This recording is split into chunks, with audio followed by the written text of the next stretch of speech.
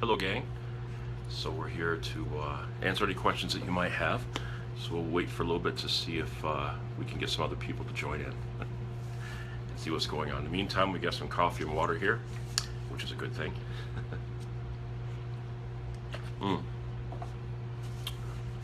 Okay, let's see here.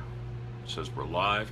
I'm building an audience for you. This is the first time that I've ever done a Q&A, so we'll see how it goes. But my understanding is you can there we go. You can go ahead and ask any questions you like, and I should see it pop up here on the screen and be able to answer questions for you. So if we give that a go, that would be great. Hopefully you're all doing well out there in the wonderful land of guitar tone and all things music. So let's see. We're going to wait for a few people to roll in, and I guess we'll go from there. To answer some questions, though, that I get quite frequently, things of the nature of tubes, when to retube, how often to retube, things like that. Most of that would come down to how often you're actually playing on the amp itself, how loud you're playing, things of that nature. I would say on average we usually would about once a year with good tubes that are burned in, and the burn-in process is a process which lights the tube. There's 2 pins on a power tube and 3 on a preamp tube technically that would light the actual tube, and those usually go on what they call a burn-in rack, and you can burn those in. I think the old Mullard manufacturing manual, I'm going from memory, was about 40 hours to do that. So I think these days, quality metal's not being quite the same. It would require more time. We found through a lot of different ways of doing it, probably, I think we're down to 72 hours would be the minimum. So they do sound a lot better, a lot more three-dimensional. I think new tubes, new modern production tubes tend to take on more qualities of the new old stock tubes or the older tubes. They feel better, they sound better, the harmonic content is better. Just a great thing to do overall, and they also seem to last a lot longer. They develop key coatings on parts of the tubes themselves, so it's very helpful. We do seem to see more matched preamp tubes, and the matching process is much better doing it that way and then moving on to actually matching everything up, testing, selecting, grading, etc. So I would say about once a year is pretty realistic. We get a lot of questions regarding cap jobs. When do you replace filter caps? Well, on average we usually say 10 years. Each manufacturer that makes those kinds of caps, electrolytics, one side being more positive than another, they only make them to really sit on a shelf for 5 years, and in a working circuit 10 years. So it would be a good idea to swap them out for a variety of reasons. So I see some people are on here, so let me see if we get some questions here. So Brandon Whitehawk, are you still producing dual lead series 100 watt witch doctors? The answer is yes, we are, and here's what we're doing. We're converting or flipping these models that we've had for some time, as well as some new models, into printed circuit boards. Very, very high quality printed circuit boards, I might add. We've got the single leads out right now that we're doing. Let's see, the v-plex, mid-drive, the R4, the Richard Fortis Signature Series, and the V-Rock. So those are available right now with a tube loop, with extra options as well to make it more versatile, like 3-position bright switches. So I'm guesstimating that in approximately 3 to 4 months we should have the multi-channels, what we're calling a dual lead, which would be you've got 2 cleans and 2 gains. So the clean channel shares its EQ and the gain channel shares its EQ. With a foot switch you can bypass the tube effects loop.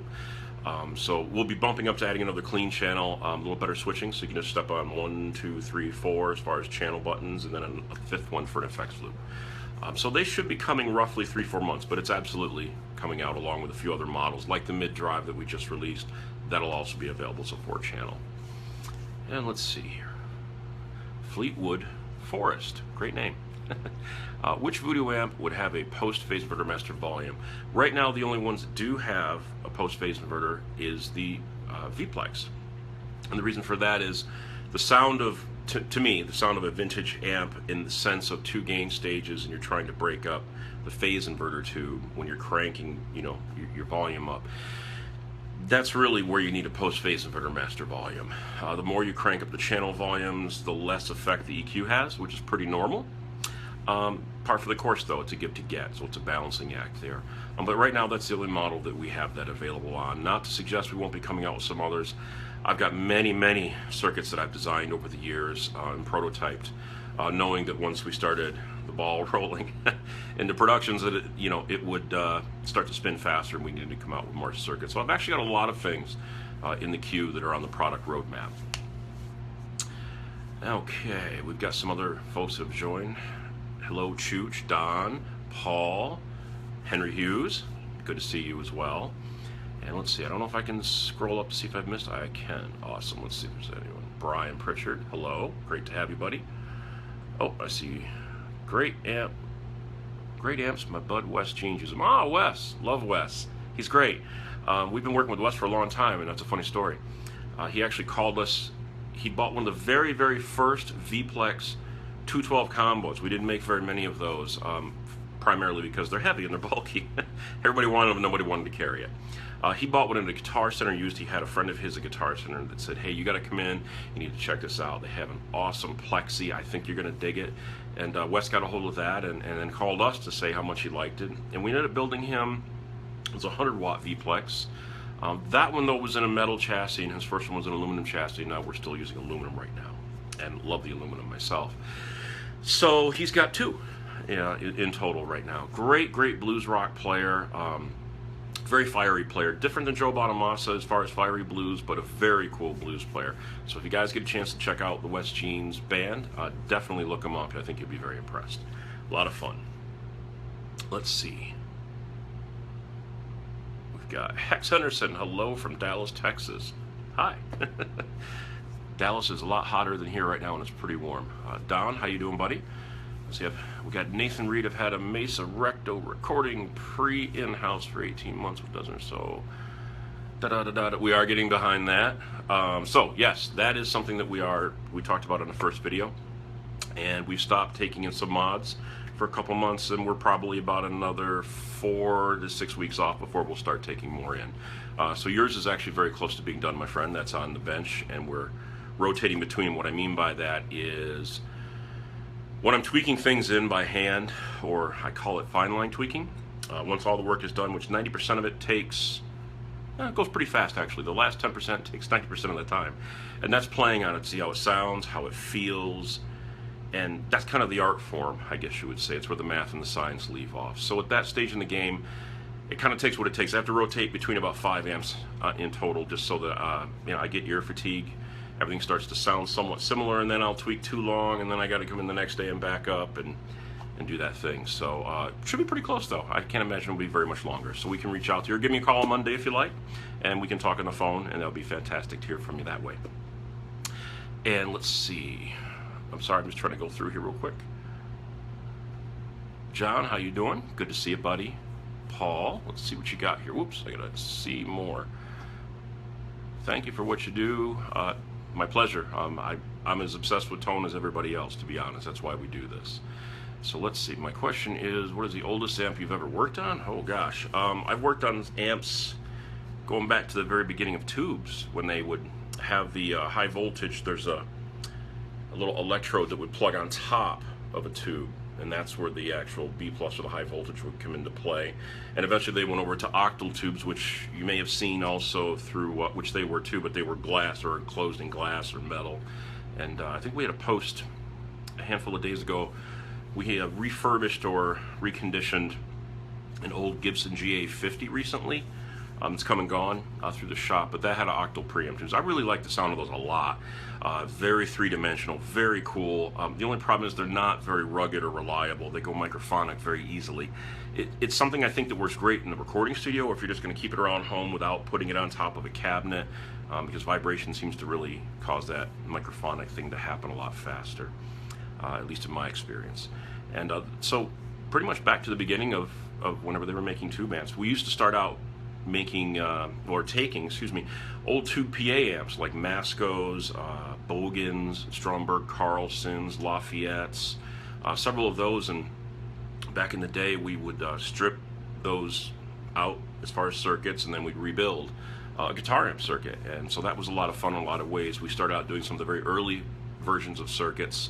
I designed like a Hex or a Witch Doctor that was our own design, and then we would start to do other things as well, customize things for people, trying different circuits, prototyping things, and then eventually it became easier to just build them from the ground up. And the reason for that is, of course, you're stripping everything off, cleaning up all the solder connections, taking off all the stuff, the grunge or whatever you want to call it that's on all those connections, and then starting and building an amp from the ground up. So you're unbuilding to rebuild.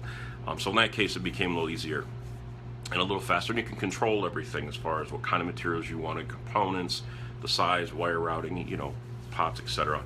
So yeah, a lot of fun doing that though. We enjoyed it. So if you ever see those out on the market, they're kind of, each one of them is a little unique one-off. So if you do see those on eBay, last I knew they were going for somewhere around 800 or 1,000 or 1,200. I know back in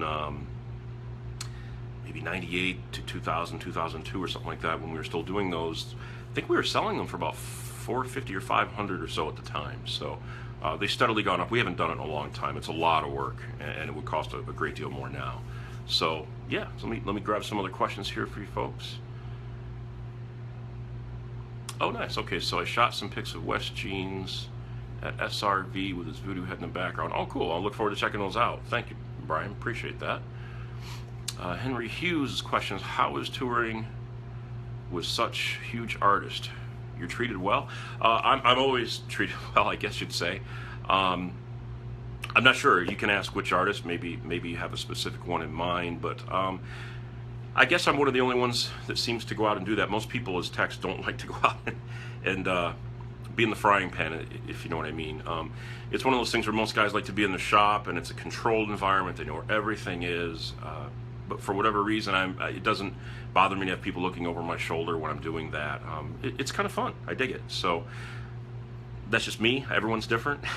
But with that in mind, gosh, when I go out with all the artists, usually it's good. I mean, most of those tours at that level are all, you've got A+ techs. You know, everybody's really good at what they do, very talented, and to work among that level of players and techs and things of that nature is something I'd never take for granted. I very much enjoy it, and to me, it's one of the greatest things in life that I could do.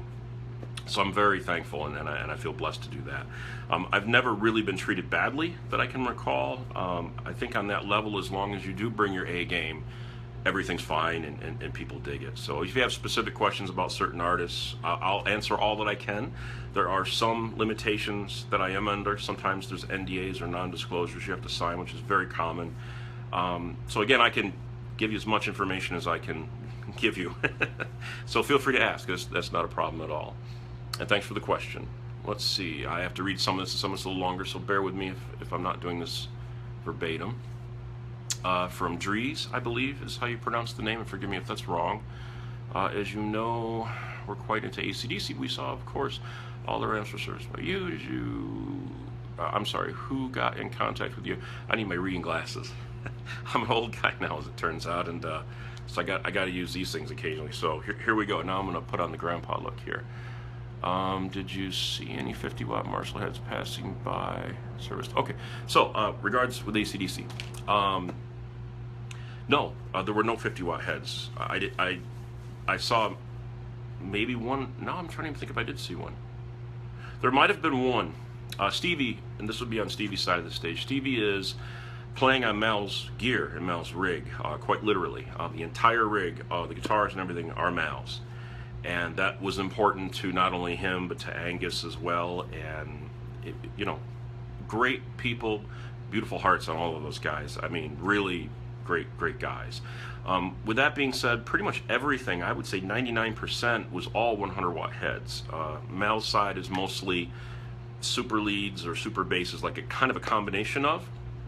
And, you know, you've got, of course, the Gretsch guitar. Number one, meaning the number one Gretsch guitar that Mal used, is with Mal.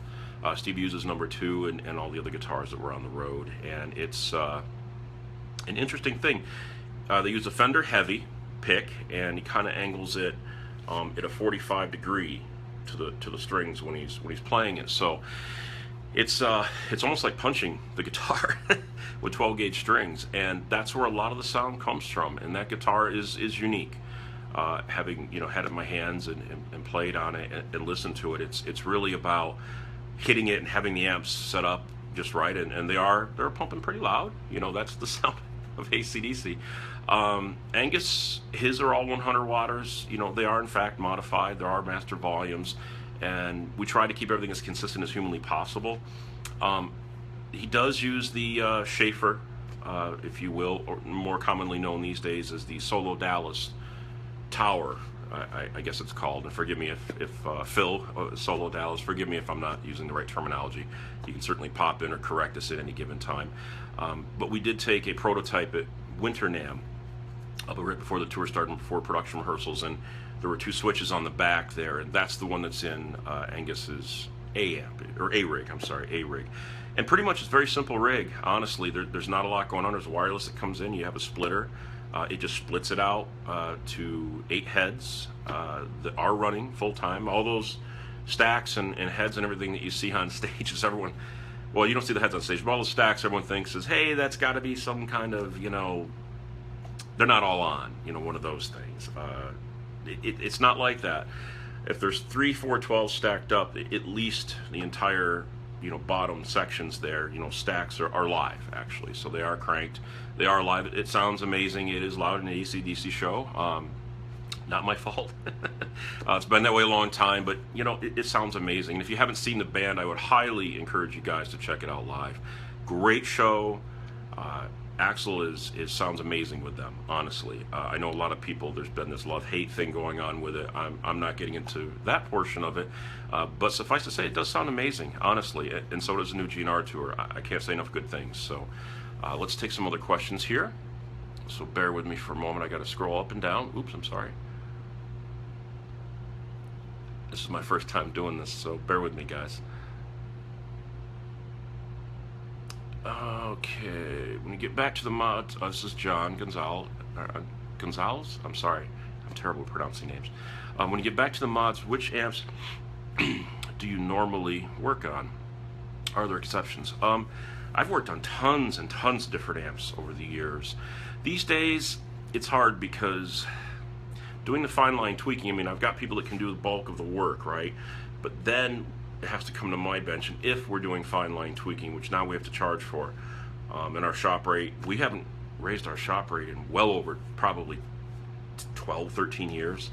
So we've been at $100 an hour for quite some time, and we had to go to $150 an hour. So it is $150 an hour for me to fine line tweak an amp, whether I'm doing the standard mod or not, or standardized stuff. Excuse me. So I don't mind. I work on a lot of stuff. There are some amps that I just don't really care to work on, and some of the mods that are either going to be too laborious to do and too costly. So we're going through the website slow but sure. Let's see, the Mesa section of our website for mods, I think we're about halfway through updating that, and then we'll start onto the Marshall side of the website and Fender and so forth and Voxes.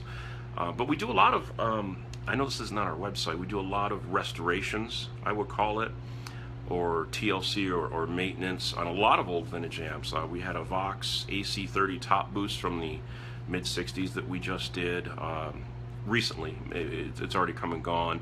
Like I said, the Gibson, we've done some old Fenders, even though there's a lot of great guys doing Fenders out there, far more than Marshalls. I just gravitated more to that British sound, so I enjoy the Vox stuff. I enjoy working on the Marshalls.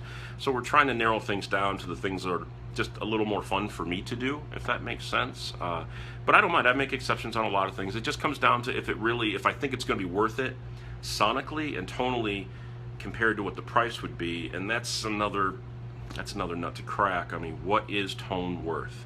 There are 2 kinds of players. One player is, hey, to me it's if I spend $500, I want a certain thing, and other people are like, I don't really care what it costs. I just want it to sound and feel amazing. That's kind of where I'm at.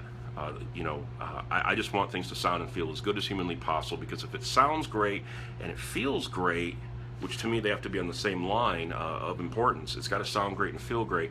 If 10 gauge strings feel like 8s or 9s, for example, not 11s or 12s, and everything across the fretboard sounds awesome, and you transition from string to string, it feels good, bending, vibratoing, that feels great.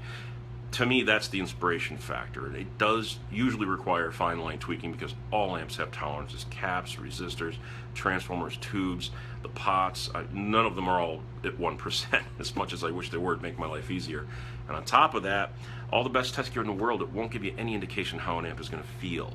So there's the art form of the hands and the ears of whoever's working on it, and understanding what you're looking for, of course, from an amp sonically or tonally.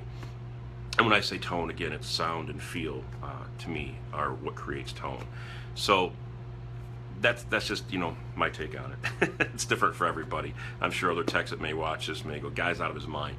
I'm only speaking on my behalf, not from the aspect of everybody else. And I know a lot of other great techs. And I should note, as per the prior video, if those of you that haven't seen it, we are not doing repairs anymore. We will, of course, certainly take care of, maintain, repair our own products, but other products right now, we're just too backed up, I guess you'd say, or whatever the words are, with doing mods on our own products. So we are not doing repairs, but there's a lot of awesome, amazing repair guys out there, and I do have a referral list. So if someone is looking for, you know, a referral, we can do that. Also, Mercury Magnetics, who we've worked with for a long time, I love what they do. I can't say enough good things about it. Great people. We have an awesome relationship with them and have for a very long time. Patrick over at Mercury, if you want to give him a call, has a list of repair guys. So if you need someone in your area or within driving distance and you'd like to do a repair, he's definitely someone I would recommend calling. I have people I can recommend as well, so that's not a problem. We have a couple people for that, you know, they're kind of across the country, but happy to help in any way in that sense. So let me see what else we have here for some questions.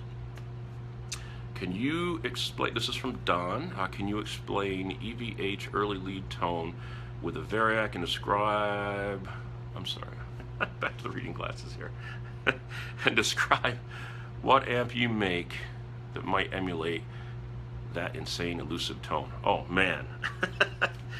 I don't usually like to touch this sort of thing. Everybody has their take, if you will, or their opinions on EVH. I have a lot of information I know factually, but with that being said, you're not going to get the early EVH unless you're using 2 amps, and you have to have a box built that converts a speaker level into line level. You definitely need those delay units that he has. They have a very cool sound to them. You definitely need a couple power amps. It's a wet, dry, wet rig, meaning if you've got 3 412s, you've got 1 in mono and 2 in stereo, the delays coming in stereo, then you've got your mono rig. It can be set up, or you can even purchase the older pedals. I've done this for people in the past that do not put it on the website. It's not a cheap endeavor, to be honest with you. So if you're looking to really nail it and you want to spend around 10K or more, you know, you could probably get there. But 1 amp to nail it, not so much, to be honest with you, and that's just me being honest. Getting in the ballpark would be different. You know, that's doable. There's things like that if you're looking for certain sounds, depending on which album, because he kind of had different tones on different records. All great, it just depends on which one is most pleasing to your ear. So if that's something you're into, you can feel free to give a call. I do consultation on the phone, and it's not just amps, it's also the entire rig. Because really tone is a sum of the whole. It takes everything working together to get what you hear at the end of the day and what you feel when you're playing on it, the rig itself. So I do that. It is $225 an hour. It's billed quarterly. I know it sounds like a lot, but usually in 15 minutes we can answer any questions and get you on the right track, including if you want to mod. If it's something where you're just modifying something and you want to send something in or you want to purchase something, usually we don't get too hardcore with the first 15 minutes. That's usually gratis. However, it depends on how long the phone call is. There's only so much of me to go around, so we've had to implement these new policies. But usually, you know, this is what I ask everybody. Guys playing sold-out arenas, stadiums, guys playing clubs, like myself, occasionally on the weekend, not that I have much time, or just playing for your own enjoyment at home, is think of 5 songs that have the tones that you like, or tone that you like, and make sure there's common threads through them so they're not radically different. Think about that.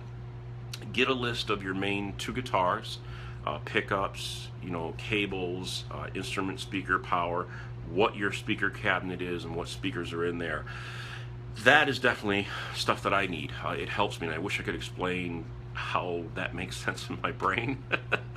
Because if I could download it or give it to somebody, Lord knows I'd probably be a rich man by now. But since I can't do that, and it only resides up here along with the experience that I've gone through over all the years of doing this, there's only one of me to go around in that sense.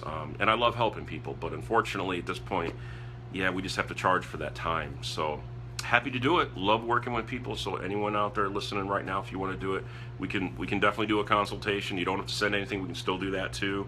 If it leads into modding or building or recommending an amp or building a custom amp, we still do all of that. So not a problem that way. John Stack, hey. Don Friedrichsen, hey buddy, good to see you. Don's a great guy, great guitar player who is going to be doing some product demos for us. So you'll be seeing him a little more coming up soon too. Ryan Snyder, how you doing, buddy? We got Mr. John Wiggins. How you doing? Paul, good to see you. Let's see here. I'm sorry, I'm just trying to read this as we're doing so. Maybe a comment about why we have tubes and transformers for the tones we love. Well, factually speaking, due to the laws of physics, tubes and solid state, one can't really behave like the other, in my opinion. I'm asked all the time, what do you think about digital modeling amps? You know, they feel very flat to me and very neutral. The feel is not there, and I don't think the processing power, to be honest with you, is there yet. I think you can do some cool stuff. I know a lot of guys use them for fly-in dates where you're putting a rack together and if it's a certain weight or under, it can go in the overhead and fly for free if you pay a little bit of money. I understand that there's a necessity. The cartridge is cheaper. I get all that, and there's guys that are going to get on board with that for that reason, okay, and that's fine. I have no problem with that, but it's a tube amp, right? A tube amp sounds and feels a certain way. To me, I'd rather just enjoy the time playing. If it's inspiring and I'm playing on it, man, there's nothing greater to me in the world. And so, you know, I've tried the digital modeling. I designed a unit to kind of go in between a power amp, a regular power amp, and the digital modeling amps. Kind of tried to market it around to some people to see if they wanted to put it out, since it wasn't really my thing, but didn't seem that there was any interest in that. So I don't really do much with digital modeling right now. I mean, I understand the premise of it. Obviously, we program live rigs. The RJM switching units, by the way, is one of my favorite of all time. Ron over there is awesome work. Love Ron. His wife's great. They have a great team over there. Can't say enough good things about that. But yeah, with digital modeling, it's just not there yet, in my opinion. That's just one man's opinion. So, oh, let's see who else we have. I'm sorry, I'm going to read this here. Nathan, you rock. Nathan from St. Louis. Thanks. Appreciate it, man. You know, there's a lot of great musicians out of St. Louis.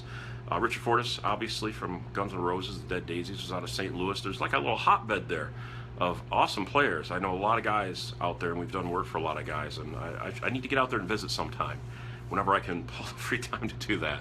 But thanks, appreciate it, Nathan. Bob McCarran, hey, Trace, does a mod for the Mesa Stiletto 2 Deuce help tame the somewhat trebly sound of the amp? Yes, quite a bit. I hear it the same way. So yes, we definitely do that. It's a very common complaint that we get here at Voodoo. And yeah, easily done, amongst other things. The mids are a lot nicer.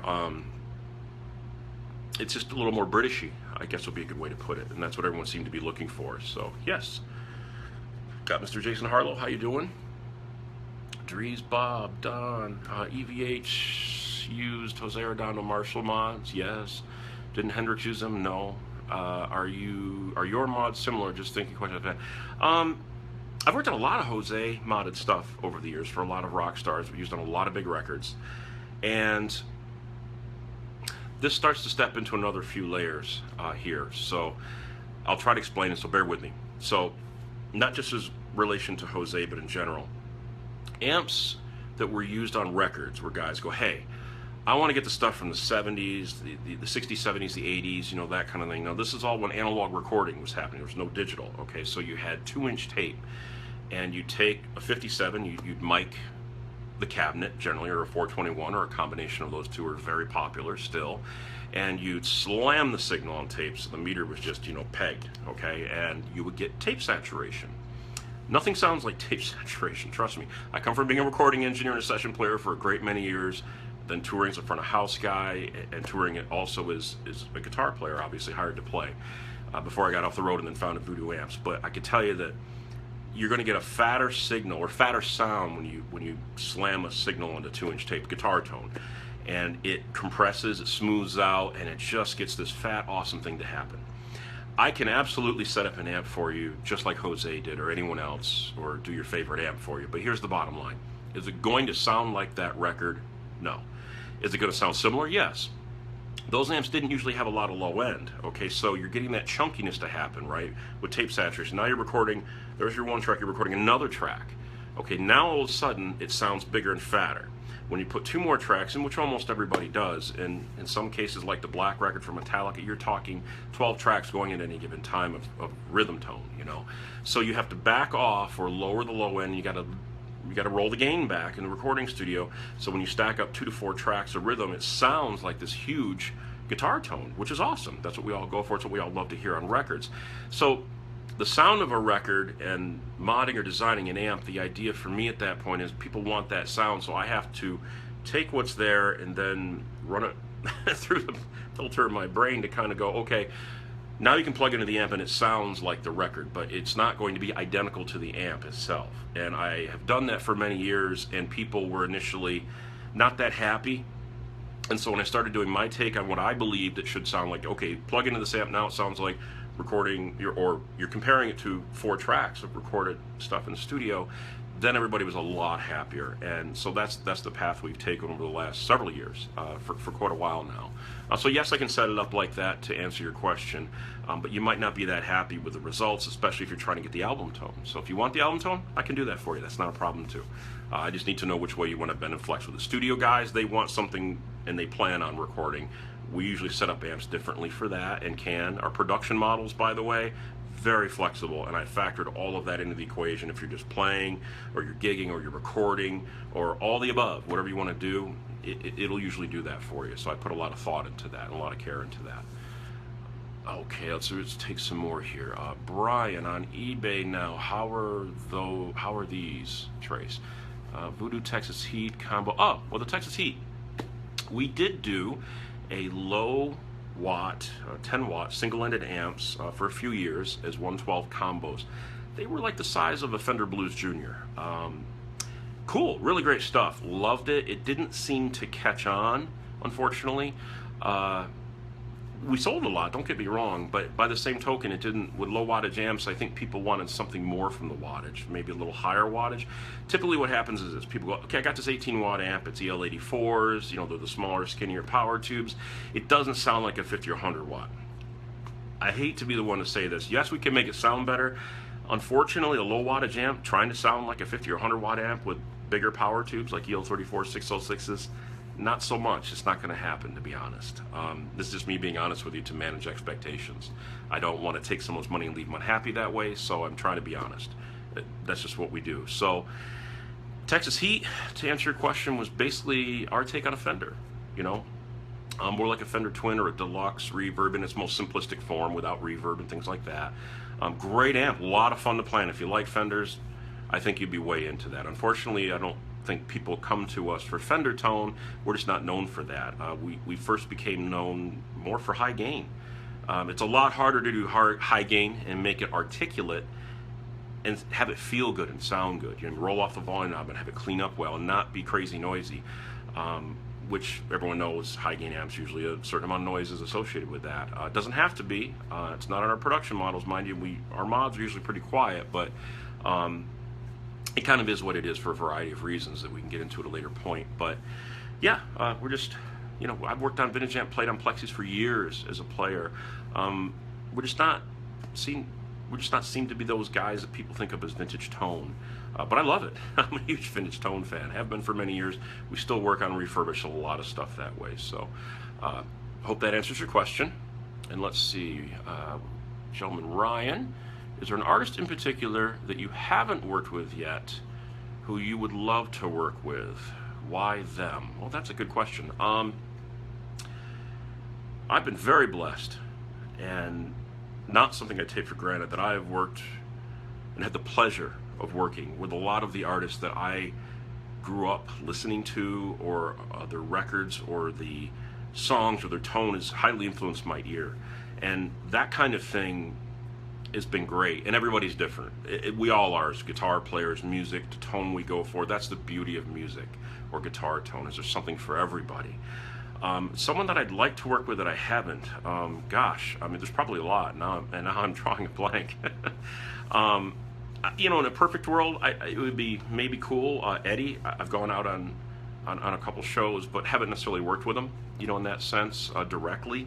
So that might be kind of cool. I'm just trying to think of other players that would be cool. I mean, I've got some other players that we are working with or have worked with, and we do and are working on quietly on some signature series for a couple guys that I think you guys would be very intrigued by. Some amps that were used on records that we're going to try to bring those back around for people that have just loved those tones forever. I can't really let the cat out of the bag right now, but it's coming soon, and I think you really dig it. So anyone that's a good guitar player, honestly, I love working with them. We always reserve a spot every, I'm going to say every 2 or 3 years, to work with a player that isn't playing in a sold-out arena or a stadium.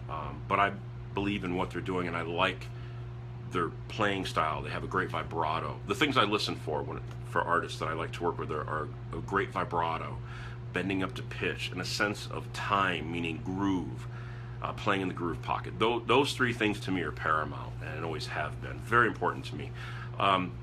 Anyone that has that going on, man, and a good player in general, man, I love working with them. So it could be anyone. It doesn't have to be a big star, honestly. I just enjoy working with people and helping people. That's always been a core part of me, I guess you'd say. So I hope that answers your question. How you doing, Scott Burdick? Dries, I hope I'm pronouncing your name right, my friend. Thank you for bringing the nice story. You're most welcome. This is the first time for me doing this. I know a lot of people have a lot of questions, like at NAMM shows, and there's not enough time to go over stuff like this. Things I talked with people on the phone. So yeah, if this is something you guys dig, then maybe we can make this into an every couple weeks or once a month or something like that. So we can do that too. Okay, there's a name here that's in an Oriental writing I can't read. I'm sorry. Hi Trace, I have a JMP 2204. Would you Jose HG mod from Japan? Sure, ship it on in. Pricing is going to be updated on our site shortly. It will cost a little bit more. As long as you don't mind shipping it in from Japan to here, which will cost a little bit, of course, and then when you ship it back, the pricing isn't any different for you, just because you're in Japan. Same price as everybody else would pay. You can also, by the way, if you live overseas or if you're watching this, or whether you're participating now or checking this out later, you can absolutely buy something off eBay or reverb.com and have it shipped straight to us. We do have a page on our site for that, and probably about 35 or 40% of the people do that. So it saves shipping for you. It comes to us. If there's a problem with it, naturally we're going to go through it, and we take photos when it comes into our shipping or receiving of the unboxing process. So if there's anything damaged for any reason, we have those photos. We'll provide those to you. You're covered in every way that we can think, obviously. So no one will usually ship something to us if they know that there's a problem with it. They'll usually just cancel your bid. So hopefully that'll answer some questions there. Let's see here, another one from Brandon. I want a 3 or 4 channel 100 watt Witch Doctor head to combine with my Wagner twin jet. I'm still saving up for this, but how do I go about ordering one from you? Well, you can just, I'm sorry, we gotta click the see more here. Do you have preferred process for ordering? Well, right now we're trying to set up a dealer network. Obviously coming off this recession, which things seem to be going better, which is great. Not a lot of people want to stock, it seems, a lot of the expensive stuff, but we do have a place called the Guitar Guru Network, a gentleman named Keith who is a dealer right now. You can absolutely order it from him. If you need something customized for some reason or wherever that might be, you can call and we can discuss that and suss that out too. But again, I'm not sure if you caught this at the beginning, we're probably, I'm guesstimating here, three to 4 months out on the multi-channels or the dual leads, hence a 4-channel, if you will. So again, 2 cleans and 2 gain channels, fully switchable, tube effects, loop, the whole 9 yards. So that'll be coming shortly, and Keith will be stocking that, and anyone else, if you're interested in being a dealer, or if you know somebody that is looking to carry that kind of gear, by all means, please let us know. We would very much love to do that. We're just looking for quality dealers that know the gear and have a passion for it as much as we do. Got Alan. Hi Trace, what's your favorite mod to do? Oh, I get asked that a lot. And to be honest with you, I don't really have a favorite.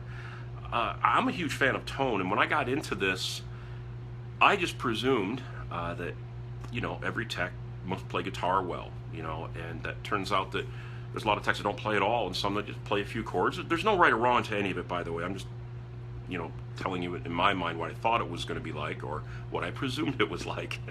It turns out, no, it's very different. So to me, I'm very well versed in a wide variety of circuits, a lot of different circuits, and I like it. I love it. That's just my thing, you know. I like Britishy stuff, obviously, but man, you know, if it's a great sounding amp, it feels great, it sounds great, I'm game. I love it, and I'm all over it. So I don't really have a specific circuit or a mod that I like to do, and it runs the gamut. I mean, a lot of Marshalls, they've had a lot of revisions on boards over the years, even the same model. People go, I want you, you know, I got a 2203. What's a great one? I don't know. There's a lot of different versions out there. I think I've counted up to 7 variables or 7 different versions, revisions, whatever you want to call them, of a 2203. I tend to favor the later 78, 79 2203s. They were the JMP master volume before they went over to the newer look. But even transformers varied a lot back then, a lot more than people think and give it credit for. They all talk about caps and resistors, and yes, that absolutely factors in. That's a given. But the transformers varied quite a bit. And you know, I've got stories for that I can go on, and maybe a different segment where we can get a little more deeper into that. But long story short, I don't really have any specific mods. Some guys like to just go, hey, I dig this, and just here's carte blanche. Here's the amp. Do whatever you want with it. That's a lot of fun for me too. I really enjoy that. It's creating something from the ground up. Yes, it's a little more costly, but man, the end results are a lot of fun. Sounds great and it feels great. So I hope that answers your question, my friend. Scott Burdick, any sound clips? I'm not sure what clips you're looking for exactly, but we are going to be doing product sound clips very shortly, as in product video demos.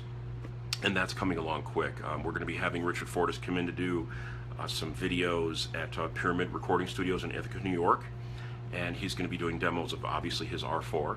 And then we have Steve Sinis, who's also, I'm going to call a junior endorsee. He's not playing sold out arenas, but he's got all the skills of everybody playing sold out arenas. He's a great player. We've been working for him for a long time. Are working with him for a long time. And also Mike Kerr is another gentleman. So those two guys, along with Don Friedrichsen, are going to be doing some product demos and getting that going on. As far as sound clips that everybody wants sound clips, man, I got to be honest, it's really hard for me to make sound clips. Not because I don't enjoy making sound clips. Coming from being a recording engineer, session player, it's a blast. The problem is time. For me to pull time right now is one of the hardest things for me, honestly. So that's something that we've been juggling around with policies and changing things, and just having to charge for all the time that we take, which for overall the years we really haven't. If I put an extra 2 to 4 to 6 to 8 hours or more into fine line tweaking an amp, I haven't charged for it at this point. That's elongated lead times quite a bit, and that's why we weren't taking in mods. But you know, again, give us about another 4 or 6 weeks, and then we can start doing mods again, meaning taking more until we just have to get caught back up, which we're almost there, which is great. And I greatly thank you and appreciate you guys being kind enough to give us that leeway. From there, I think that's it. I don't know what to say about the sound clips. I mean, I'm going to try to get there. We're going to try to have a station set up for that, but we are here in a very large facility. This is a 10,000 square foot facility. The back side, or the back half of the warehouse, if you will, where I do the work. A lot of times there's a lot of other things happening. A lot of things are being built, and noise is going on at certain times, you know what I mean, of the day, and that makes it challenging to do sound clips as well. But we're going to try to do that. We're trying to figure out a way to set up a certain area or a section, and perhaps maybe even using an ISO cab for that reason. You won't hear the natural sound of the room, but it'll be very dry and very upfront, you know, in your face kind of a thing. But if people dig that, then we can probably do that too. So let's try to take some more here. Chris, I'm wondering what you think of a Marshall JTM combo series from the 90s. I have a 30-watt combo. Sorry, I gotta hit the more button here, and I'm sorry, I'm using an iPhone, so if I jiggle this when I'm hitting it, forgive me. I've rebiased. Well, those, you know, that's an interesting amp actually. People ask me all the time, what do you think about this amp? Amp X, whatever it is. And I don't really know how to answer that. It really depends. It varies wildly. I mean, if we're working on it, if we're modifying it, if we're making the best it can be, some of those things come out fantastic. Meaning amps like that people don't usually send in. We see a lot of, you know, the usual stuff that I'm sure everyone's probably familiar with, but the sleeper amps, if you will, there's a lot of cool ones out there. I like it. I don't mind that amp, but when it is a little difficult to work on, to be honest with you, in a service, so it tends to be costly for us to do. But if you want to do something like that, you want to tweak it, you want to mod it, customize it for you, meaning to your playing style, more than happy to do it. Just give us a call. We'll set up a time to consult, and we'll make that happen. So happy to do that, my friend. Happy to do that. And I'm sorry, I see there's more to your to what you wrote here. Is it worth it? Is it modifiable? All amps are modifiable, technically. It does get into a situation as follows. Some amps are made, I hate to use the word cheap, some amps are made on such an affordable basis, or cost effective, that it's such a cheap, I use that word again, it's such a bad quality circuit board that any heat that you put on there usually lifts the pad right off. Those are amps that I just don't want to work on. I don't want to deal with that for a variety of reasons. A, it's not going to be reliable for you. Okay, so when you got to go get that fixed or repaired, there's a fine balance here. How much do you have into an amp for example, let's just say it's a JTM 30. They don't sell for a lot, obviously, on eBay in the resale value, and you go, how much do I put into this amp? And if I ever want to sell it, will I ever get it out of it? That's a hard one for me to answer. And I would have to say I'd have to put that one back into your lap, meaning, what is tone worth to you? If you get the tone that you love and it plays the way you want it to play, what's it worth? It's different for everybody. I kind of touched on that a little earlier if you haven't seen it, but it is different for everyone. There's no right or wrong to it, you know. Some guys go, hey man, if I spend 15K, 10K on an amp and I'm happy, I don't care, I'm good. Another guy goes, I'm only going to spend $800 on an amp. Or so it really, it's all over as far as the sliding scale. So is it worth it to modify? I don't know. That's a question that we can talk about, and what we can do, and can we meet your needs? And I would say, you know, refer to the beginning of this video once we get done, and there's a little process there I like to go through, which is give me 5 songs that have with the artist name, and a YouTube link would be great. Many of which I'm familiar with. I'm very well versed in music, but sometimes I just like to refer to hear what you're hearing, you know, if I haven't heard it in a while. And a list of your top 2 guitars, the pickups, the instrument, speaker cables, power cables, the speaker and the speaker and the cabinet, both. Huge difference there. So all of that factors into the tonal puzzle. Is, at least in my brain, I picture it as a puzzle with all those pieces have to fit just right for it to really come into focus, or for things to work properly together. So we can have that conversation, and I can let you know if it is, you know, something that would be up your alley to mod or not, or if it's worth it to you. So I hope I've answered your questions. What are your thoughts on the one-wire mod? Gosh, I don't know. I assume you're referring to a Marshall and hence moving one wire. With that being said, Fleetwood, who's the gentleman that posted this, it's okay. I mean, hey, if it works for you, cool, go for it. You know, there's nothing wrong with that. There's no right or wrong with tone. You're never going to hear me say that something is more right or more wrong than something else. It all comes down to what you personally like and what you hear and what you feel. If you're happy and you're using a $200 amp with a $300 guitar, God bless you. There's nothing wrong with that.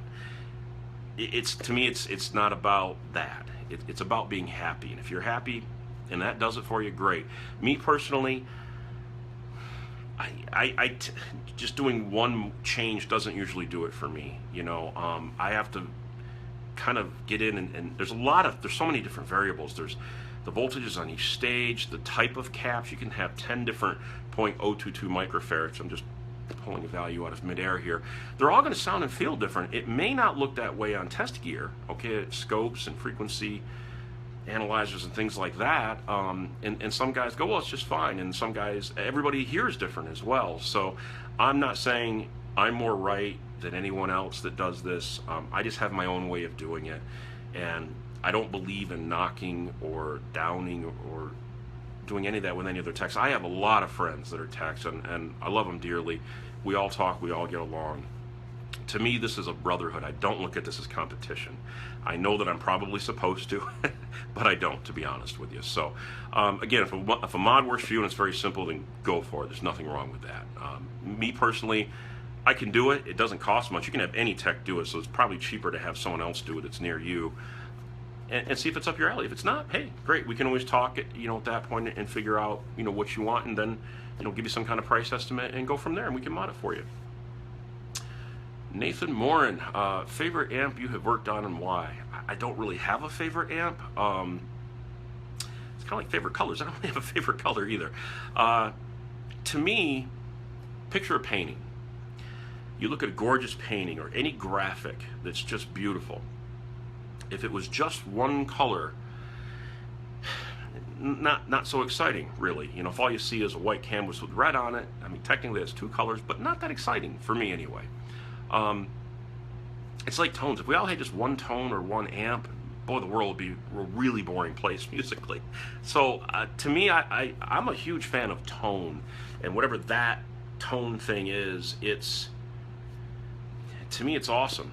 So I don't really have a favorite amp. I mean, here's the other problem with that, and we're starting to dig one level deeper, and I've chased just about every rabbit down the proverbial rabbit hole that there is, but Transformers vary wildly. It's not something that, hey, I'm going to buy a 1973 Marshall, a 1959 model, and that's going to be awesome.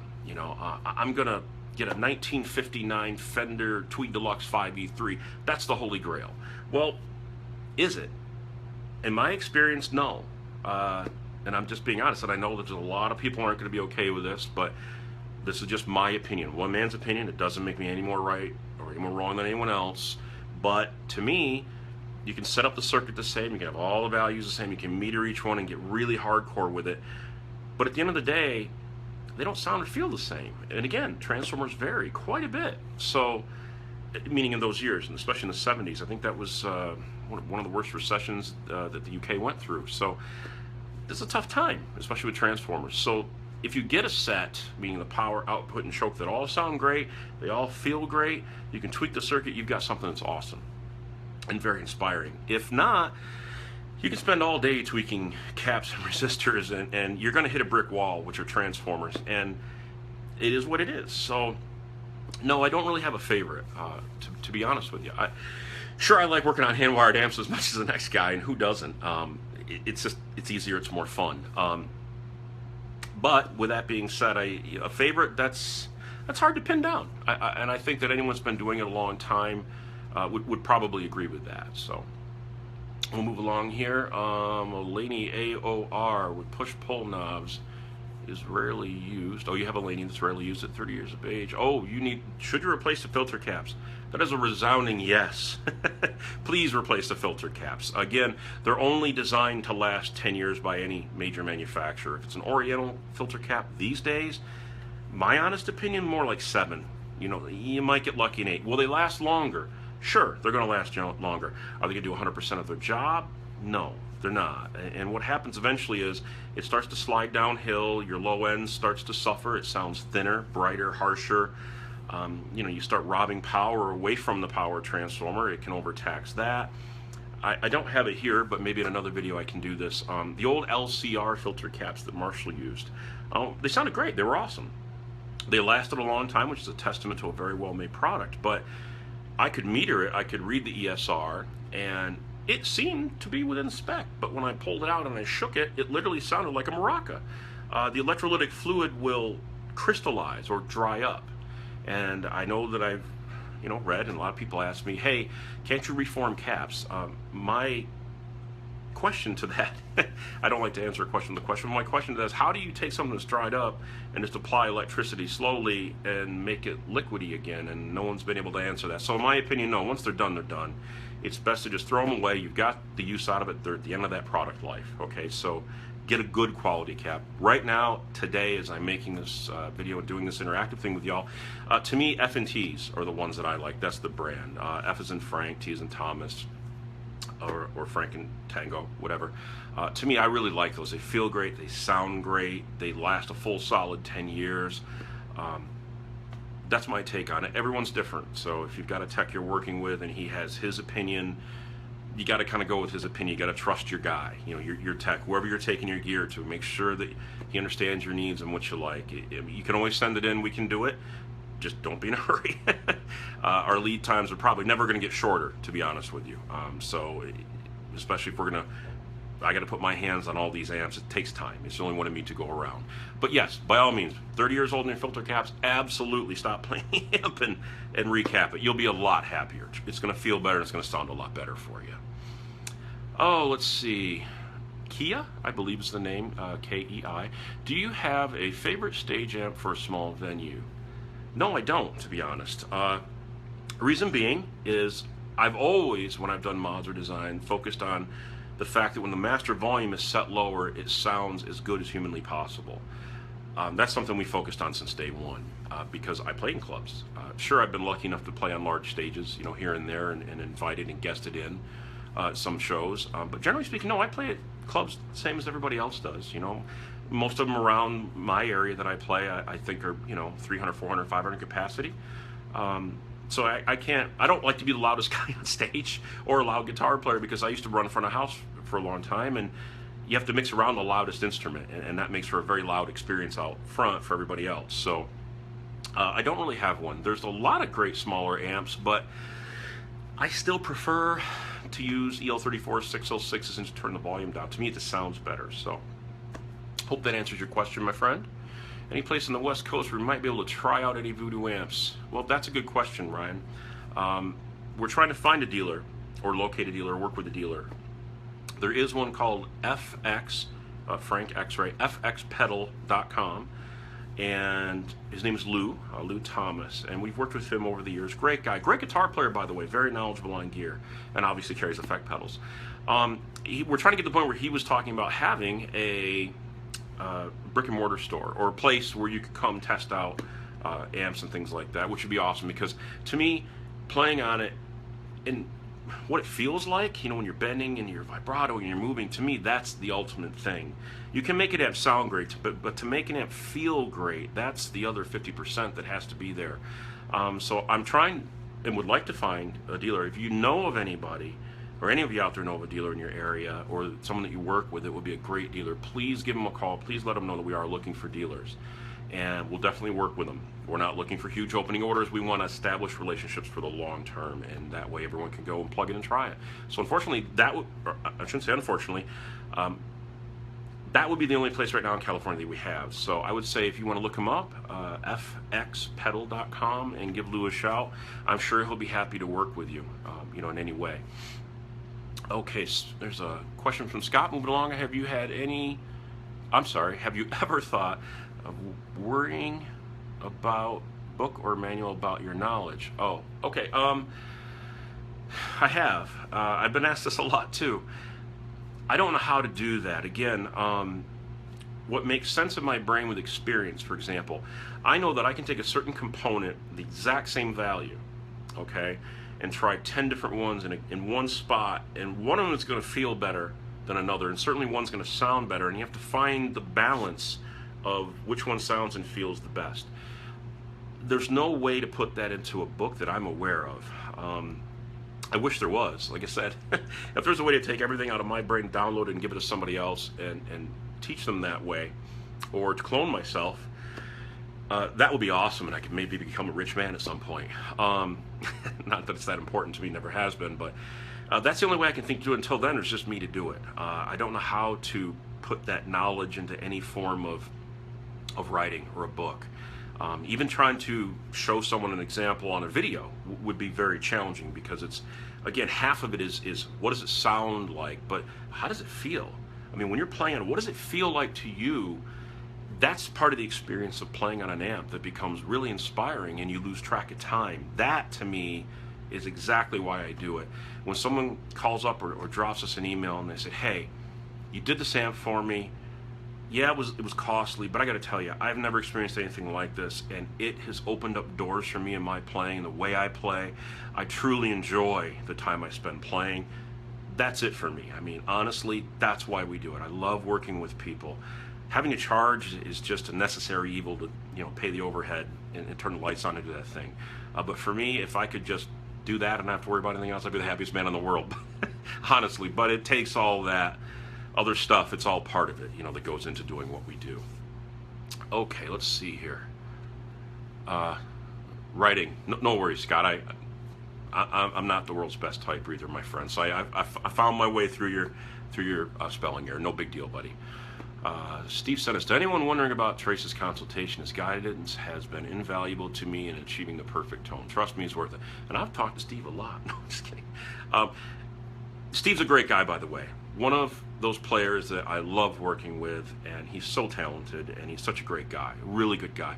If you reach out to him on Facebook and you've got questions, he will give you an unfiltered, unbiased opinion. And he's very knowledgeable on gear as well. And by all means, reach out to him if you have questions and you want to talk a little more in depth. I know that he's very okay with it, so that's the only reason I'm saying this. But a great player and a hell of a nice guy, truly. Oops, I'm sorry, I'm going up a little too far there. And I'm just trying to read some as we're going along. I'm scrolling up here. All right, there we go. Okay. I'm sorry, I'm trying to keep up with y'all, and I'm probably going a little slower than I should. Was curious, this is a question, I was curious about your thoughts on that. Thanks, and I'm more like Satch and Tones. Joe Satriani, great player. I haven't worked with Joe. I'd love to work with Joe, actually, really would. Great player, love his playing.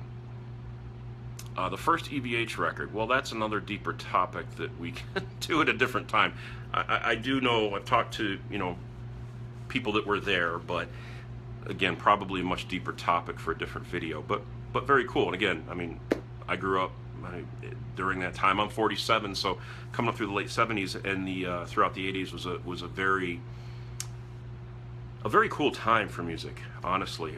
And I really was, my parents, when I grew up playing, they were playing records, things like, ZZ Top, Led Zeppelin, The Who, The Guess Who, Grand Funk, all Foghat, all that kind of stuff. So, and Beatles were in there. I'm not a huge Beatles fan, admittedly, because I grew up more with rock being played, or blues in general. So to me, all of those things influenced my ear. So how could you not dig Eddie? I'm just saying, to me, I dig his playing.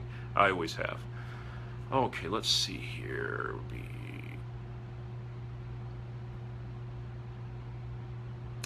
Ryan would be happy to go throw in some requests for Voodoo at the store. Please do. That would be awesome, man. Thank you, Ryan. Really, it's customers going to stores that give a store or a dealer a sense that it would be a good idea, and they feel better about carrying a product that they can sell and they can move.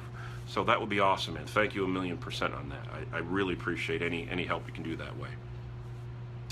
And I'm just scrolling up here. Some of it I think I've answered, and I'm just trying to get there.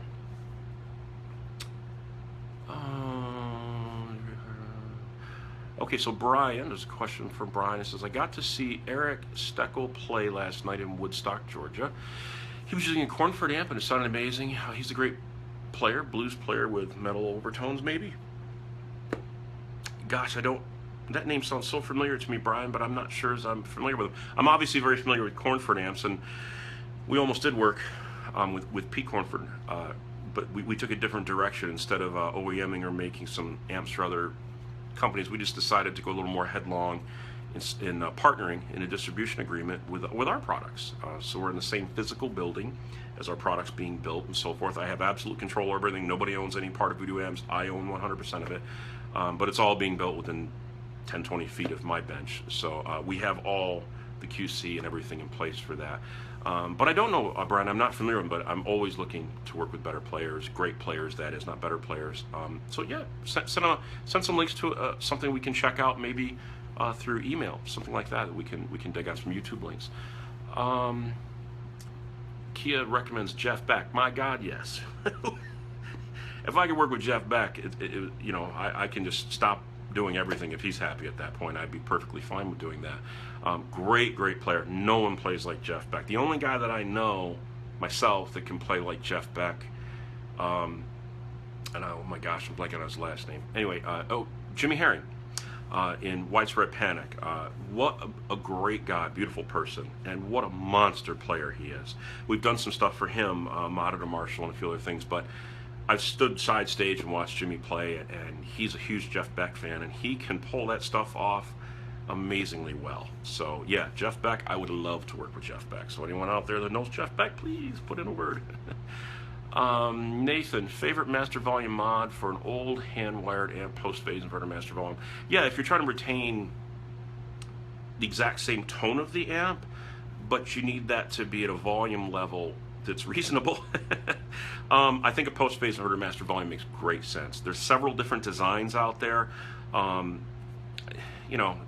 Everyone's got something different that they like. I have one that I prefer on something like a Marshall or a Fender, and I do variations depending on the amp itself, what kind of phase inverter design it is, cathodiene or a long tail phase inverter, etc. But I don't want to get too terribly technical in this video. Most people aren't techs, so yes, post-phase inverter master volume for vintage tones, I would definitely recommend that. I find me personally, that I like that more than an attenuator. All the attenuators seem to affect the tone. Not so much under mild attenuation, but under heavy attenuation, usually. But again, whatever works for you, that's really the bottom line there. Let's see. Brandon, what info do you wish to be provided with potential customers when calling in to order an amp, sound preferences, etc.? Well, with ordering an amp, really you just have to give us your name, your number, you know, shipping address, billing address, credit card or billing information. That's pretty straightforward. If you're not sure what amp to get, then we can set up a time and schedule it, and I can certainly give you a call, or you can call in and I can talk with you. Again, most of the time it only takes 10 or 15 minutes, and I, you know, with the right questions, as I've asked before or mentioned before that I ask of people, we can absolutely find what you need pretty fast usually. It's taken a long time to get all the right information over the years, but additionally to that is getting the answers, and sometimes your answers spur on more questions on my part, and that's how we kind of narrow it down to get what you're looking for. And that's what it's all about, is making each player happy. So that's my goal. That's always been my goal. Buddy Rogers joined. Hey, buddy. Don, yes, pick up your guitar and play if you're inspired. By all means. Lee Godfrey, hey, good to see you. Thanks for joining, my friend. Lee's been a customer before and a supporter, and good to see you. Great to see you, man. It's been a long time. Thomas has a question. Hey, Trace, what's your favorite distortion or overdrive pedal? I don't really have favorites, really, of anything. There's some things that I like more than others, but you know, everything has tolerances. So sometimes you get one that's just head and shoulders. It's got that certain thing. I call it head and shoulders about something else, but I'm used to splitting hairs, right? So that's what we do here. So maybe to somebody else it's really not that big of a deal, but certain things to me are a huge thing. So you know, I'm not really, how do I put this? Gosh, I'm not a huge pedal guy, meaning I love pedals, don't get me wrong, and I love using pedals in front, but when I design an amp, most people come to us going, I want to get the sound from the amp. And then they want to use pedals to color the sound, not to create, but to enhance. I do fall under that. If I've guessed it, I sit in like at blues jams, kind of in around our local area from time to time, as much as I can. And sometimes there's like a clean Fender amp or something like that. In a perfect world, you know, can I use a tube screamer? Sure. There's a pedal that a gentleman, Brian Wampler Pedals, was so kind enough to send me that I absolutely loved, and I still do. And he sent it to me several years ago. It was an SLO distortion, slow distortion. It's probably got a little more gain than most people like, but it just depends on how you set it up. I love it. I enjoy it a lot. I've used many other pedals, and we get a lot of stuff sent to us because if it's something that I like and I see an application for, I'll certainly recommend it. So we have pickups from a lot of boutique guys that send pickups in. If I dig it, I'll use it, and certainly recommend it. And we always do that. So anyone out there that wants to send pedals or something for me to try, great, we can do that. Just be patient. I can certainly send it back to you. It just takes a little time. But happy to do that. So, but yeah, to answer your question, my friend, I don't really have a specific favorite. Here's one from Scott Fletcher. Hey Scott, how you doing, buddy? I'm a local player. Trace built me a 100-watt Marshall. Oh, that we actually rebuilt. Stripped, gutted, put a hand-wired board in, and that was a tweaked or customized version of an Ishi Jose mod for Scott. And great, he has a great band too in the local area if you guys are around, so check it out. Which is called Fester. Let's see. Don, GC carries zero cool gear, all the bread and butter, cheap stuff, no cool amps at all. You know, we're not really looking to get into Guitar Center. I don't really think we're the right place for Guitar Center. I think our price points are probably too high, but we're trying to keep really good quality, and we don't want to sacrifice on the quality. Perhaps one day we'll release a more cost-effective, you know, line. I haven't got to that point yet. I'm not sure when. We may do that for people that can't afford a Pro Voodoo, meaning a Pro player style amp. We may do that. You can never rule anything out in the future, so I've learned to, you know, never say never. But no, we're not looking at a Guitar Center. I don't really spend much time in Guitar Centers, to be honest with you, but there are some great guys that do work there that are musicians, to be fair, and I do know a lot of them, and we've done work for them through mods or them buying something, you know, on the side, not through Guitar Center. Ron Harper joined. Hey, Ron. Your amp's done, by the way, and I did find some other stuff, but we'll talk about that when you call Monday, but it's all ready to go. Let's see. Another question from Brandon. Is it harder to produce a Voodoo amp, be it a V-Rock or Wish Doctor, versus a Voodoo modified Mesa or Marshall JVM 410H? Which process takes longer? It depends on the process. If you're talking about designing and bringing an amp to market, technically, that takes a while if you want to do it proper and do it well. But once it's done, like we've done with the single channels, it's really just a matter of building them. And right now, because they are on very high quality printed circuit boards, which I can't say enough good things about, we spent 4 months on that, and I can talk a little bit more on that if someone's interested, or we could do it in a different video.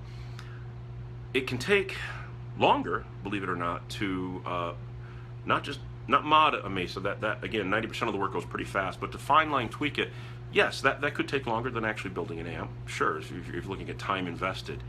Our stuff is, the tolerances are pretty tight, and there's all the knowledge going into it. The idea was to keep it so that the sound and the feel was very consistent from amp to amp. So our introductory prices right now are out there. I think on all the single leads we're at $29.99, and I think the Richard Fortus, the R4 model, is $31.99. They may go up in price. We may be more in line with the Friedmans, the Bogners, and things of that nature soon. I'm not sure yet. We haven't got there. It's just been talk at this stage in the game, so we're going through that. But it could go either way. It just depends on someone's needs, and then it depends on the Mesa how much we need to tweak it, or if someone wants us to tweak it. Even if it's not tweaked, it does sound pretty good and feel good. It's just how inspiring do you want it to be? And if you want it to be that thing you never want to sell, sometimes that just takes some fine line tweaking. Going through, let's see here. Lee would love to see a Voodoo low wattage bedroom volume amp. Tough to do. I mean, it won't sound like a big one, but we are working on a low wattage, I'm going to say, amp that would really, we're not going to call it a low wattage amp, I'm going to call it a practice amp, because that's meant for this practicing at home. It's not meant to be something used on stage. And I think that can get a little muddled. If you're miking an amp and it's low wattage, sure, it can be as loud as anything else in the mix at front of house, but is it going to feel a certain way on stage when you've got a drummer that hits maybe hard or medium, and you've got to at least be as loud as a snare drum?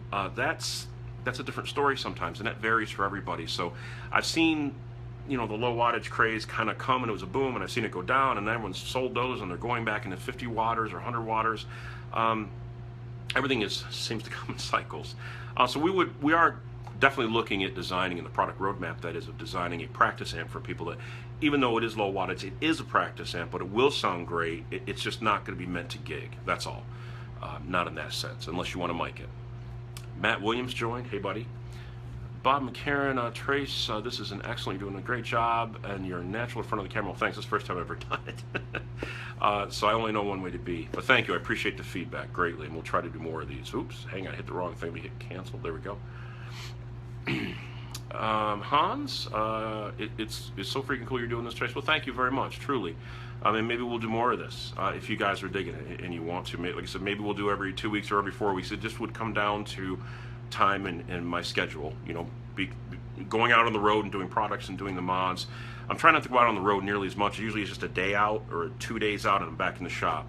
But that is part of the fun for me too, is doing that for artists, and they don't always have the time. So I try to keep them in with good tone as much as everybody else. So yeah, let me go on to some more here. Hans, how do you go about getting an artist to make a signature amp with you? Do you approach them, or is it the other way around? Great question. There is no steadfast way, to be perfectly honest with you. So I've been under every condition. I've had people call me, and I've run into people, or they've been referred by another guitar player or friend of theirs. With Richard, it was something, because that's the first signature series we're doing with Richard Fortus. I can't say enough good things about Richard. Phenomenal player. He's become a very good friend over time. And we talk fairly frequently, but monster player, way more than you would imagine. I've seen a lot of stuff behind the scenes that is amazing. He has this thing he does, like with finger picking. It's not really a banjo style, it's not really country style, but it's kind of his own thing. And it makes me want to use my guitar as a coffee table. But with him, we met at a Winter NAMM show going back to probably, I think it was 2007, as memory serves.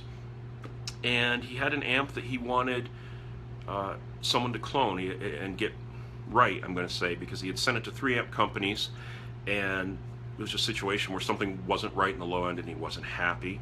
He was with his tech at the time. This was when he was playing with Guns N' Roses. Jason Baskin was his tech. Great guy, great player too. Wonderful guitar tech.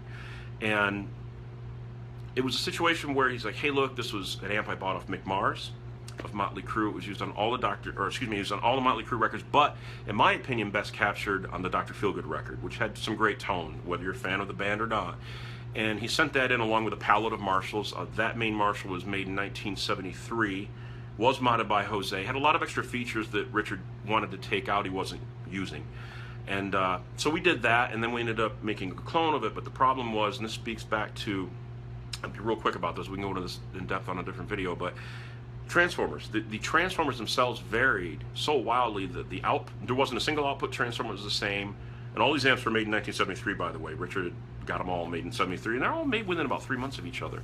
But none of the output transformers were the same, none of the power transformers were the same, none of the chokes were identical, so we had to kind of pick and choose. And then I said, look, how about we take the transformer set, I'm going to send it to Mercury, we're going to clone it to the T, and then I can build you an amp, you know, and mirror it up. And we did.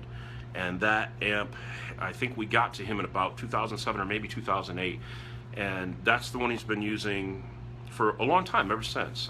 That's really, technically, it's housed in a V-Rock chassis because we didn't have any single or custom panels at that time, and he was in need to use it on the record for Guns N' Roses, the studio record there that they came out with a handful of years ago. And his amp is the R4. It is that. It's just housed in a chassis that happens to say V-Rock. And but now his signature series, the R4 single, we're calling it, because he does have two R4 4-channels, and he does have those out on tour as backups right now. It is a single channel being used, and we just sent him another R4 single, the same as what you guys buy, literally exactly the same. There's nothing tweaked any differently whatsoever, so you can get the same thing he has.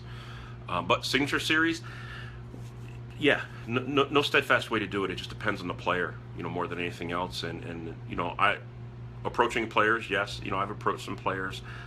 Usually it's a mutual thing, though. We sort of have a mutual respect, and that's how we come to do some other work for them. And then if they're happy and they're, you know, it's what they're looking for, then we've just started talking about signature series with a couple other guys.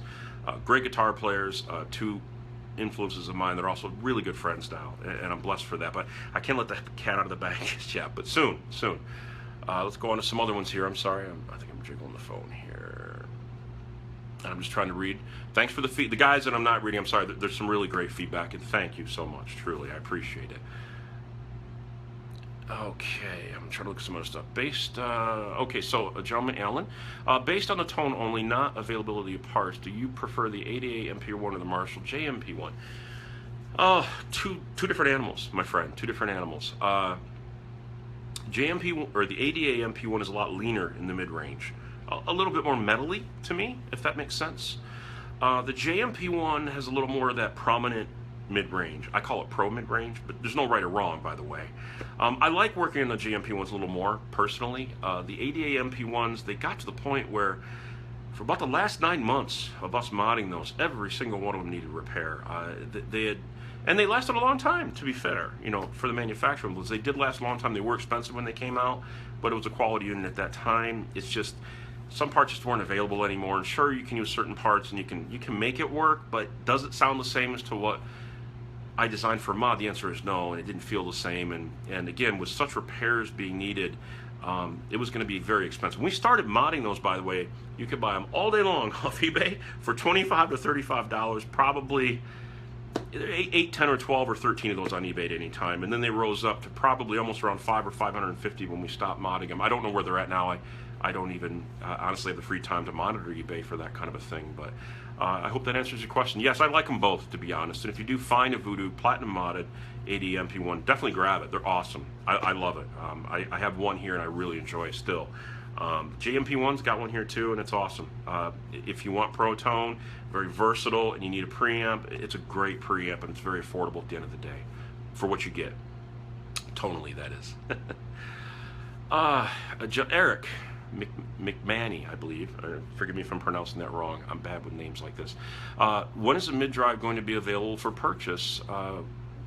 What were you going to do that mod on my Jason when I was getting fired by? Was going to sound great.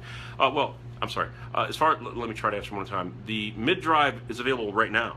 You can buy it right now. Again, give a call or stop over to the Guitar Guru Network. Keith would be the gentleman.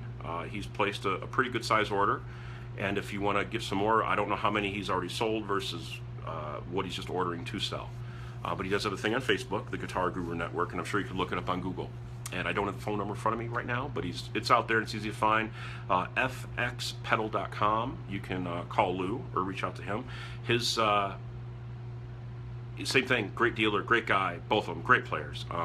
But yeah, Keith has some in the queue already. So if you want to give him a shout, and you probably get a lot sooner, that by all means go right ahead. Right now it's $29.99. And again, the price may go up shortly. That's an introductory offer.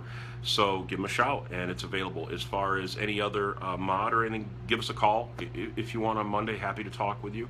I'm sorry, I see that we're getting the questions stacked up here, so I'm just going to try to get through as many as I can today. Okay, let's see what we got. Just bear with me as I'm reading here. Okay, so Brandon says, in your opinion, someone purchased a new old stock amp that has been sitting untouched in a dealer's shelf for 2 years. Do you have any recommendations to be aware of what to look out for? I guess that depends on when the amp was actually manufactured. And the only reason I say that is filter caps. Again, shelf life for any manufacturer making an electrolytic cap is pretty much 5 years.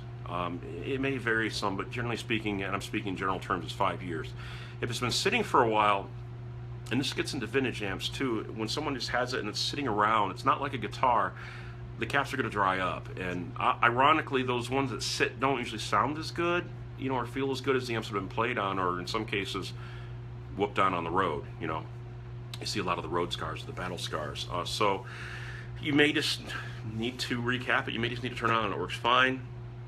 Depends on how long it's been played and what kind of caps. I mean, there are cheaper, more cost-effective caps out there that you can load in, and they don't last as long as good quality caps. So if it's a shelf here 5 years on a good quality cap, let's say an F&T, and maybe you've got something that's a fraction of that price made somewhere in the Orient, and maybe 2 years, maybe 3. It's hard to say, to be honest with you. There's no steadfast rule there. So I hope that answers your question, Brandon. Rick Skillman joined. Hey, Rick. Rick is a Celestian rep, one of two, along with John Sanchez. A great guy. Great time hanging out with you. Great dinner at Nashville. And for those that haven't seen Rick's band, he's now down in Texas. He has an awesome modern country band. And I shouldn't call it modern country. It's Texas country, I think, if that's the right term. A great player. Lovely guy. Great to see you, Rick. Great to see you, buddy. And let's see here. Okay, so another question here. Ryan. Trace, what is your go-to guitar, the one you always seem to play the most in the pickups? Oh boy. Well, that's a good question. I'm left-handed, meaning I write left-handed. I'm a left-handed player. I'm ambidextrous in a lot of ways, but not with guitar. Unfortunately, and God bless my parents, they got me a guitar Christmas. My father worked every Saturday for a year to give us one good Christmas. We didn't grow up rich by any means, to say the least. So we grew up in a very small town. And let's see, that was a very cheap Sears guitar because they didn't know if I would even stick with it. And it wasn't a silver tone, unfortunately. It was really bad. They stained the neck to make it look like real wood. And it didn't stay in tune for more than a song. It was very hard to play. I think the action was like this. I mean, fretboard and strings. So being a left-handed player has been a challenge to find good guitars, to be honest with you. There's never a deal. I've seen a million great deals on right-handed guitars. I've been offered a bunch, but I can't really use a right-handed guitar, especially Strats, because I start playing like a right-handed Les Paul or right-handed Strat or Tele. After about 5 or 6 seconds, my arm turns off the volume knob. So I have Les Pauls, I do have Strats, I do have Teles and things of that nature. A couple custom-built guitars as well that I really love. It depends on the tone that I'm going for when I'm modding or designing an amp as to what guitar I'm actually going to use and what pickup combination. I've got things that are low gain pickups or low output or just standard like PAF style, we'll call it, or regular single coils. I have other guitars that have very hot pickups just because sometimes that's cool and I dig it, and a lot of people use those. I've used things, as far as in the rock world, we'll call it, hard rock or metal. I mean, the Duncan JB is cool for what it does in a bridge, although it kind of needs to see like a 250K pot and a 300K pot, not a 500, or it's very bright with no low end. I do like a high output pickup in terms of a rock song where you don't connect the tone knob, it's just the volume, and you disconnect the tone. But you'll need something like an Alnico 5 Magnet, and it's going to have to be a fairly hot pickup, probably sitting around 15 to 17K. David Allen at David Allen Pickups did make me a couple sets of his Hellcats, along with some other stuff that I tried. It was great stuff. I tried some of the... Actually, he did, to be fair, he did make a set for me that mirrored up something that I was looking for.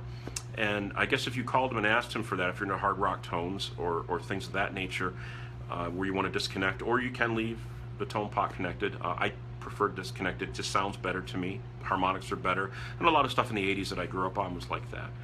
Stuff from like Jakey Lee, George Lynch, Eddie Van Halen, Warren DeMartini. A lot of that just didn't have a tone knob connected. It has a certain sound to it and a certain chunkiness on the low end. It's solid. It's fun to play on. The harmonic content's really nice, and you got nice sustain. So they all make nice pickups. I've got some Holy Divers, which is a model made by Bare Knuckle Pickups. Tim over at Bare Knuckle sent me some stuff, and I tried several of his. I really like those for that kind of thing.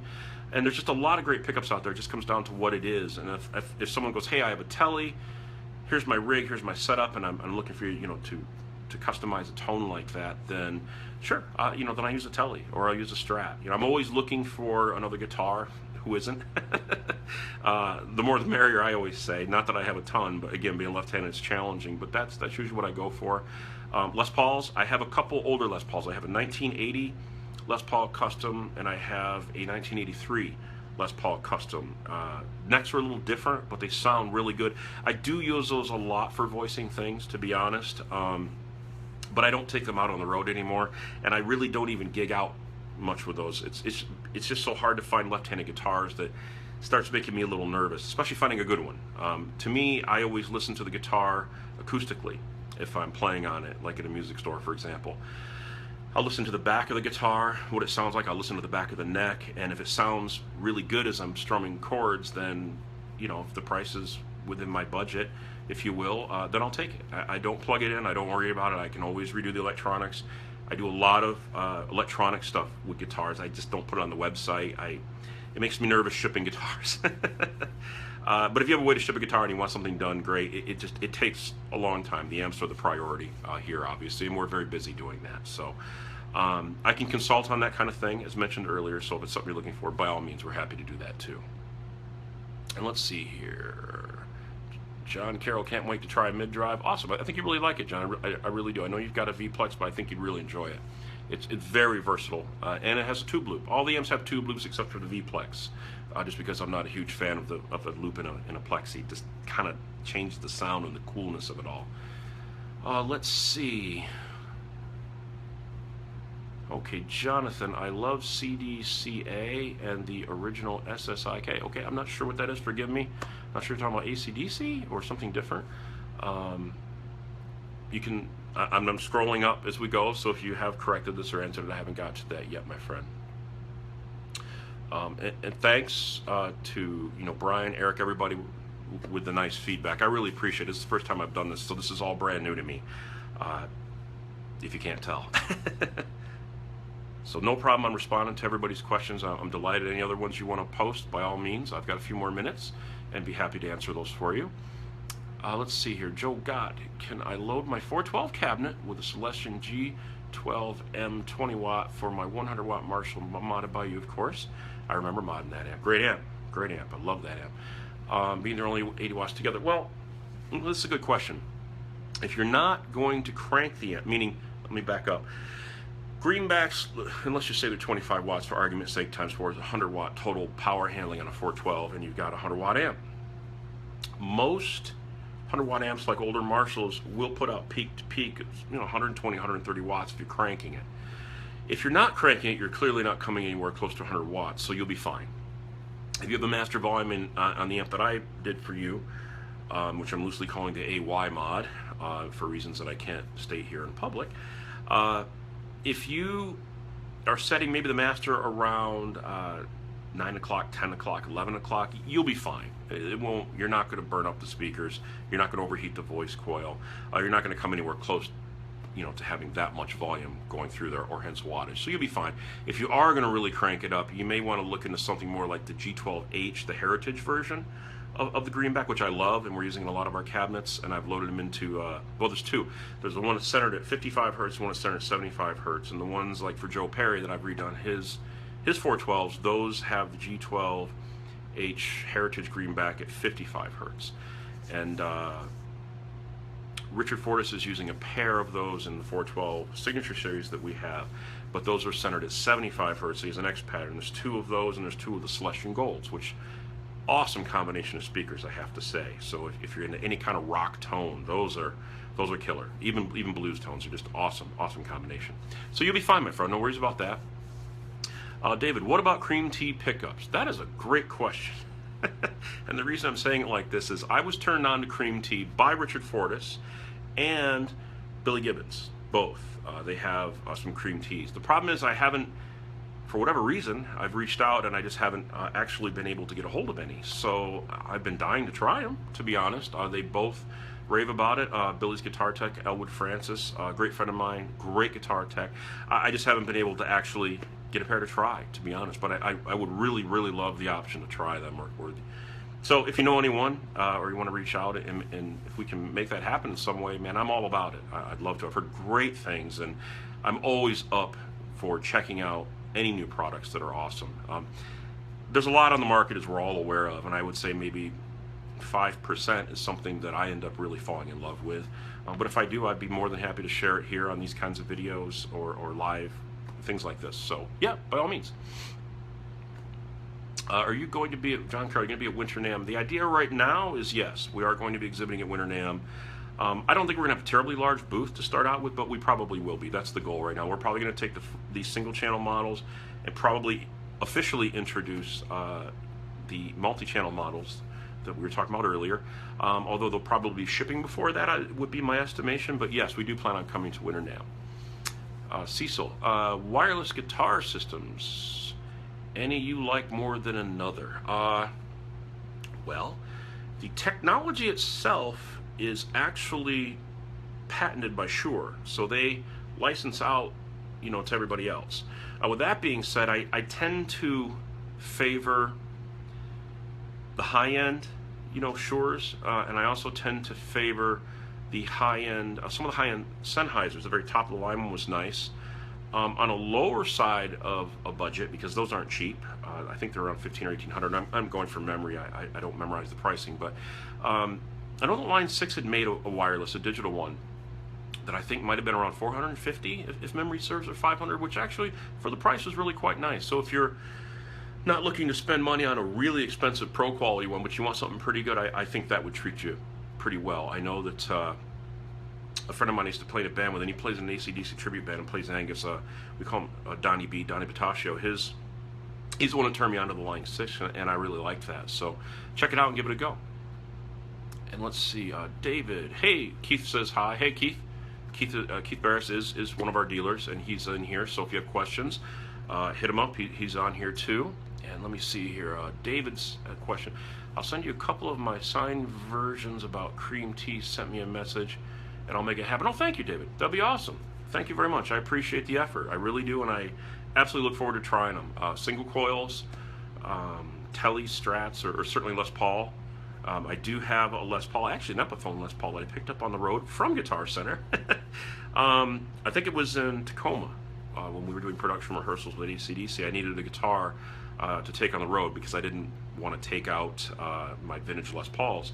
So I got that, and I have been experimenting with pickups in that. So that'd be great. I'm also looking to get another guitar, a Les Paul style and a Strat style and a Tele style that I can take on the road, that I feel better about taking on the road. A vintage guitar you can't replace so much, especially being left-handed. But yes, that'd be awesome, David. Thank you. If you can make that connection to cream tea, that would be tremendous. I've heard so many good things about it. Let's see here. Bob, does anyone have a pickup that sounds like the old quarter pounder that Blackmore used? Well, this is a good question, and I have an interesting history with this. I've never worked with Richie Blackmore, by the way. I do have a couple 412s that used to belong to him out back in the shop. But the reason I say that is a very dear friend of mine, Doc Stillwell, who's passed away recently, just a couple days before Christmas. Used to come to the shop probably once or twice a week on average, or every other week. And his brother Danny Stillwell worked for us and still does. And Doc had been Richie's tech for a long time. And to be honest with you, The pickups are awesome, but Doc had designed something that would take the cue of the pickup, and this was something he put in and installed in Richie's guitars. And it was circuitry that he put in there that he designed that absolutely has that, it's responsible for that thing that you're hearing, okay? Without it, and Doc has made me one that I put in and tried it, and I was like, wow, my jaw hit the ground. It's very cool. It's not something that he ever released as a product. He just did it custom for people, and he would go through Marshall majors for people. The very last Marshall major he ever did, he did at our shop and went right through it from top to bottom. He gave me all his service notes, all his tech notes, everything that he had to work on, you know, that he used for the Marshall majors, he actually gave to me. God bless him. Miss him every day, to be honest. Sweetheart of a guy, hell of a tech, and just a really, really good person. But when that was set up, that Marshall major, and he cranked it up and said, you know, play some Richie riffs on it, and we had that thing loaded into a Strat, it was pretty awesome. I do have that here. I don't know what the family wishes or wants to do with regards to that kind of a thing. Maybe, possibly at some point we may put that out, or we might offer that through the custom shop. I'm not sure. But that would really be up to his family, and I would never overstep boundaries with something like that. So if that becomes available, we'll certainly let you know. But other than that, as far as a pickup these days, it sounds just like it. You know, I myself don't know of one. And I don't think the pickups were honestly anything special. I think it, you know, this is according to what Doc had stated many times. I really think it had more to do with the circuit, to be honest, that he put in. And to me, it was a noticeable difference. You could, you know, put a switch in and bypass it, which I have on one of my guitars, and it's really cool. For any music, not just Richie Blackmore style music, but for anything, it's really awesome. Okay, let's see. I think we got one more. Thanks, Luigi. Thanks for the great Q&A. You're most welcome, my friend, and thank you for everybody for the feedback. And let's see, one more thing. Please do more guitar amp videos like this one in the future. Okay, well, we're going to certainly try to do that. And I think this video, as I understand it, will be available afterwards. We'll live on Facebook, and we'll try to share it around for people that would be into that. So anyone, certainly, you know, give us your feedback. If you like this and you want to see more things like this, we'd be happy to do it. I have a family commitment. I have some family coming into town, so I have to take off and meet up with them and have some food and enjoy their company too. So thanks a million for you guys tuning in. Thanks so much. I appreciate it. I appreciate everyone watching and taking part in this, asking the questions. We'll definitely try to do this more often, and I'll shoot up a thing maybe in 2 weeks, or maybe we'll do it every 4 weeks. It just depends on the schedule. We'll give a little advance notice if that works for everybody. So thanks. I greatly appreciate it to everyone. Thank you, Ryan. Thank you, Cecil. I appreciate it greatly. Have a great one, and until next time, have a good toneful time.